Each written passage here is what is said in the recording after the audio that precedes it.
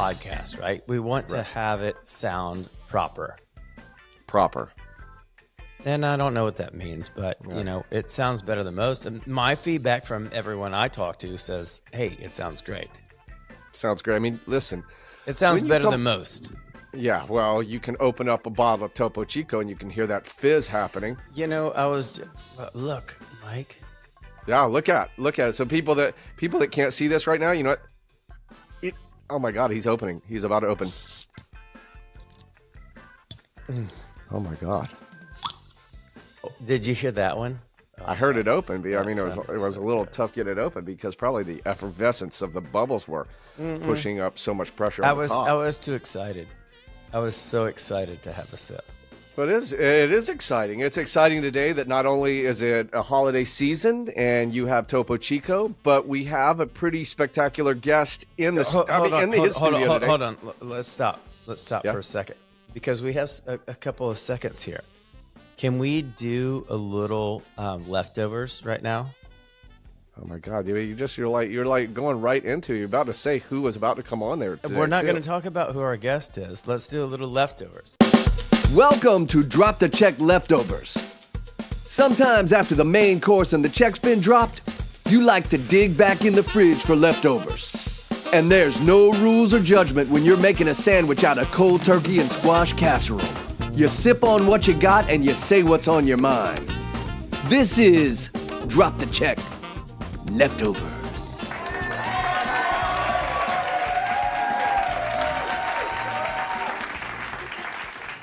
How was your Thanksgiving? Oh man, my Thanksgiving was wonderful. It was very wonderful. Thank you for asking. I have family. I'm trying to think, what is like the political nice way terms if you say that you have like a disjointed family of, you know, there's divorce and then these people over here and these people, they come together. Here's what I had. I think that's called a family. It's a family. I had my whole family here and it was wonderful. We had a great time all together, cooked at my house. Your daughter was back from school? Daughter back from school. This year, I made, I did a little something funny this year. Last year I went to this intricate champagne in a bag, in a baking bag, whatever, prepped my turkey or whatever. I don't know. Okay, this is what I did last year.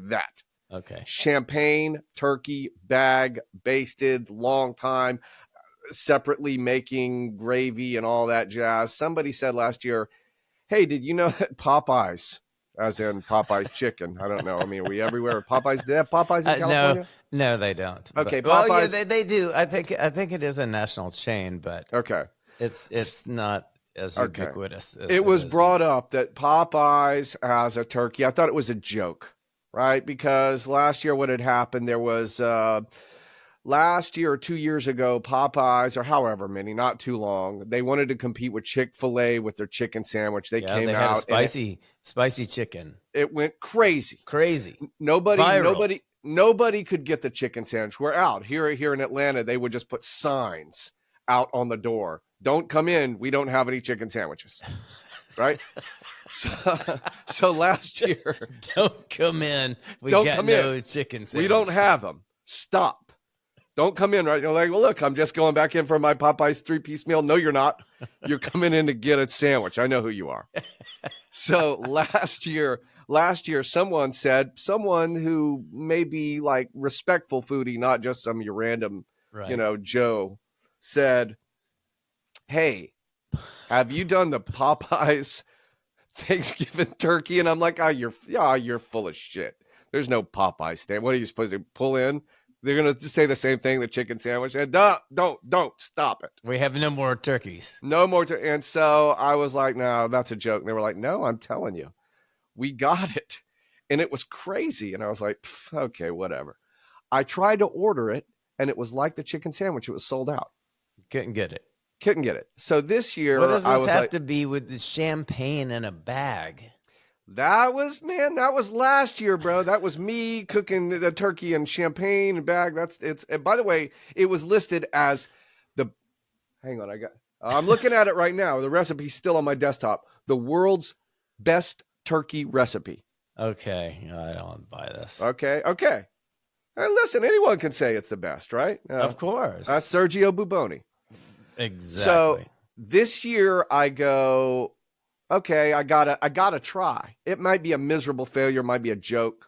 My family, half of them are so out of it and old, they don't know what's going on anyway. So I order the Popeyes turkey. It comes frozen in a bag, pre-cooked, pumped full of all its Popeyes juices and what have you. And I made me, meaning, you thaw out and heat up the Popeyes turkey. Yeah.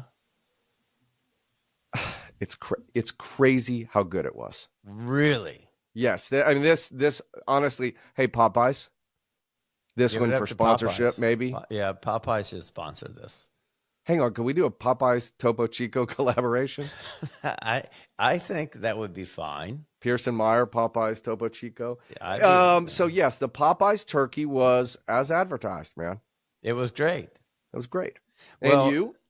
No, so, Thanksgiving I love so much for so many reasons. I've told you before, it's like, a celebration of the end of harvest and so great. And this year it was really special because my son Will was coming back home as your daughter was coming back home from school, and it was great. And I mean, I've been cooking turkeys for 25 years plus on a Weber grill. Like, I mean, like a charcoal Weber grill.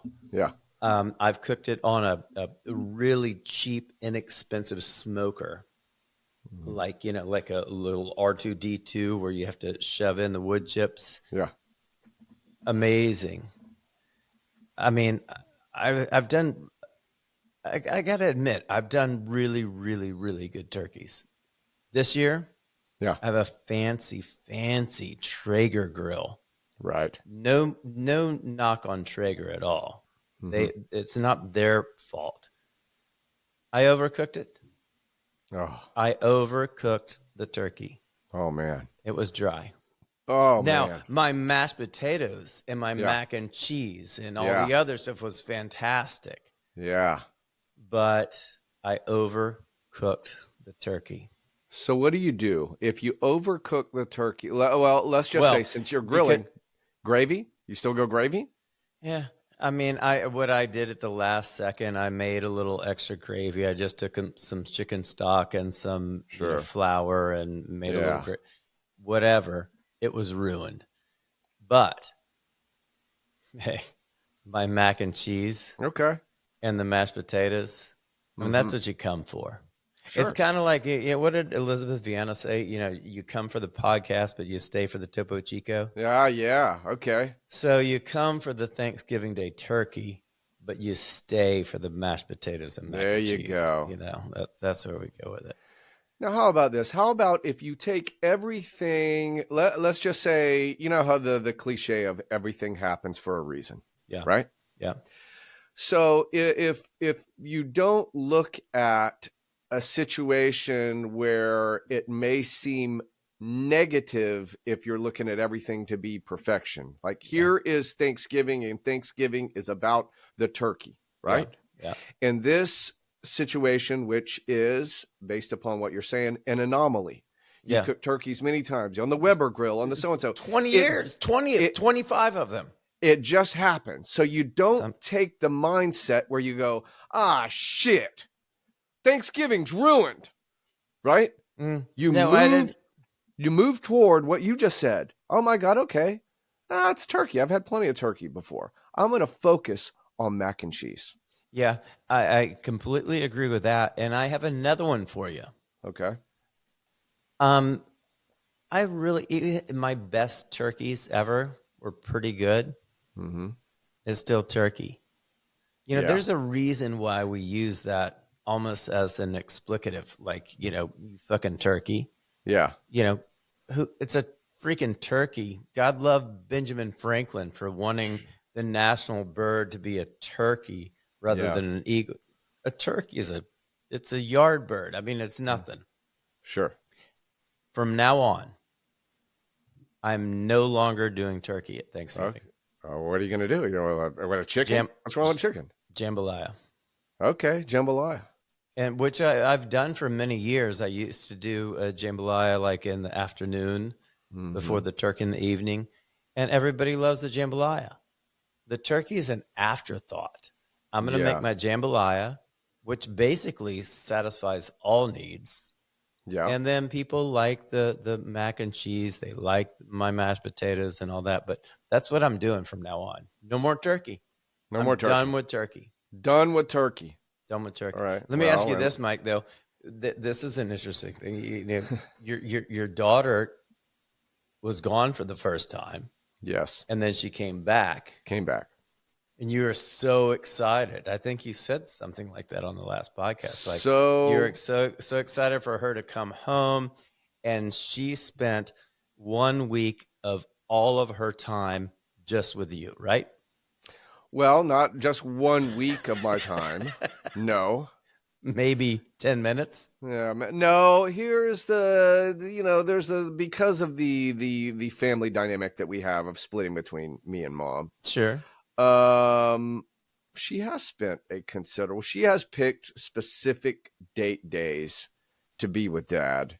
Okay. And that has been, glorious. But also, I don't get too sensitive over the fact of once your child, the moment I think she's that no you're longer dropping a child, off, she's a that's woman. right. You're dropping off that feeling. It kind of, you transition off of, we go out of child to you're growing up at this point in time. The fact that she doesn't want to hang out with dad, I feel is absolutely the way that it should be. Of course. So it's you're not, I know you normal, feel the same way, but you're not sensitive to that. That doesn't mean that it doesn't just sting a little bit. I don't know. I mean, I kind of like, yeah. Well, listen, I'll take it back to what we just talked about before, that like you put all your focus in the turkey and it ends up being the mac and cheese. Yeah. That I sit in that feeling only slightly. I go, I thought I was hanging around because I thought for sure she's going to want to have dinner with dad. And no, she's got alternative plans. Her and her friend Kate are going out, that I'm like, that's right. Let's move to mac and cheese. Yeah, exactly. You know? Completely fine. And I felt the same way when Will came back, and and it's Wynn is almost the same way. I mean, he's a senior in high school, he's doing his own thing, but Will came back, and I was like so happy that he was going to be back for a week. And I'm going to exaggerate and say I spent 10 minutes with him. I spent a lot of time with him, but what was really fun for me is that, and I can remember this, I don't know if you remember this, like coming back from school or just being away and seeing all your hometown dudes again, or men and women, it didn't matter about dudes.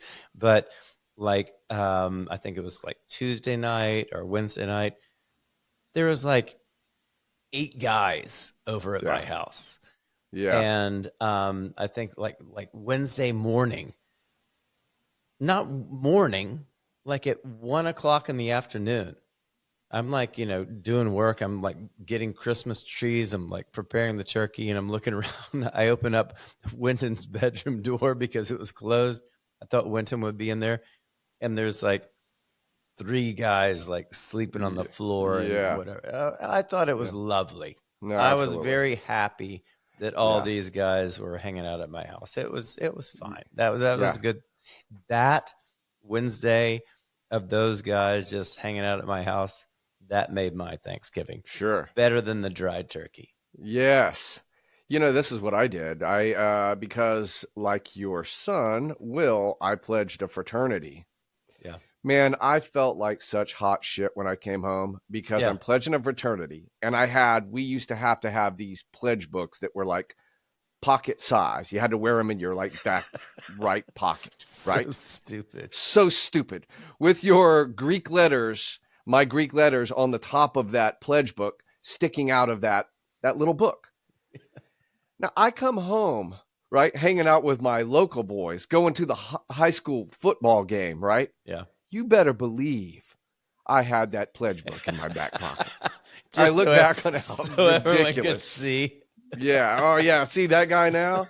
See how grown up he is with his pledge book hanging out of his pocket? It's so stupid. Oh, my God. Shoot me in the head. All right. I think that was great. See, that's a great leftovers. Hey, friends. Thanks for listening to Drop the Check. Please follow Drop the Check on all of your podcast streaming services, social media, YouTube, and at dropthecheckpodcast.com. We have some superstar guests in food, wine, and entertainment coming in the next few weeks, so please listen and subscribe. As always, please have an awesome day and an awesome week. Awesome until we get to meet again. I'm Mike Anderson for Robbie Meyer and Drop the Check. See you next time.